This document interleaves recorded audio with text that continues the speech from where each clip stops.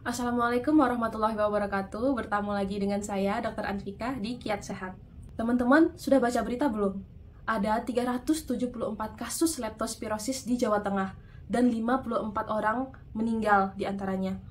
Wah, bahaya banget dong leptospirosis ini. Yuk kita cari tahu mengenai leptospirosis.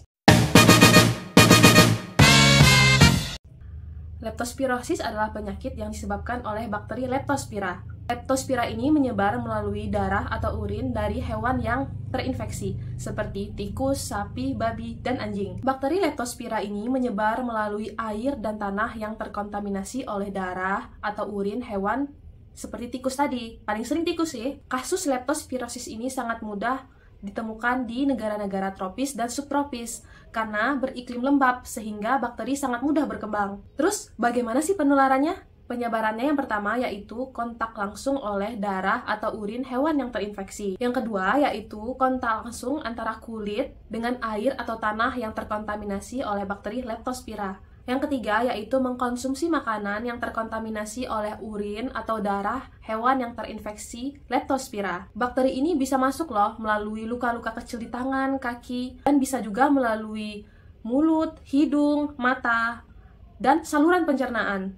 Ada beberapa individu atau profesi yang sangat mudah terinfeksi leptospirosis, seperti petani, buruh pabrik, nelayan, dan dokter hewan. Selain itu, orang-orang yang tinggal di daerah yang rawan banjir sangat mungkin atau sangat mudah untuk terinfeksi oleh bakteri Leptospira ini. Yang ketiga yaitu orang-orang yang sering melakukan olahraga atau rekreasi air. Kalian tahu sendiri kan, saat ini kita sedang musim hujan di Indonesia, sehingga air dan tanah sangat mudah terkontaminasi oleh bakteri Leptospira ini. Ada beberapa cara agar kita terhindar atau mengurangi risiko agar kita tidak kontak terhadap bakteri Leptospira ini. Yang pertama yaitu mengenakan pelindung seperti sepatu boot, sarung tangan, kacamata, masker.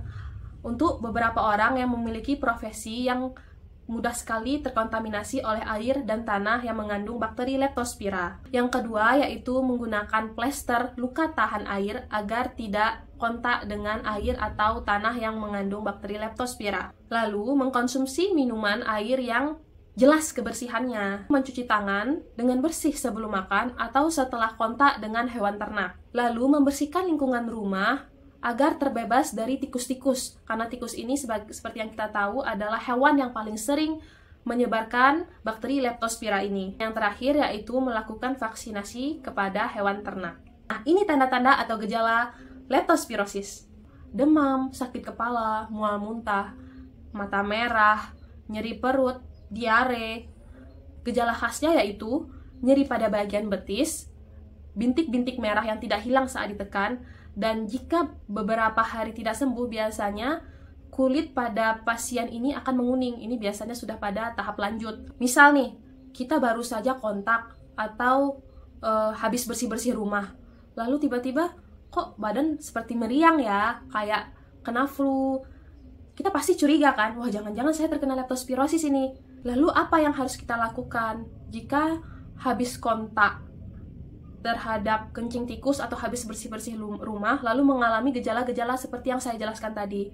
Yang pertama, minum obat simptomatik dulu, seperti mungkin paracetamol, ibuprofen yang bisa dibeli di apotek. Jika dalam 3 hari tidak membaik, segera pergi ke dokter untuk melakukan pengecekan darah. Latar belakang kejadian leptospirosis ini sangat khas, yaitu biasanya terjadi di lingkungan banjir, terjadi di pabrik yang sedang atau habis terkena banjir.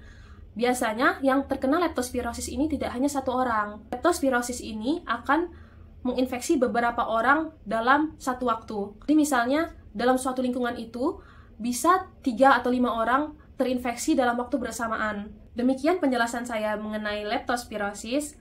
Jika ada yang ingin ditanyakan, boleh tulis di kolom komen ya. Wassalamualaikum warahmatullahi wabarakatuh.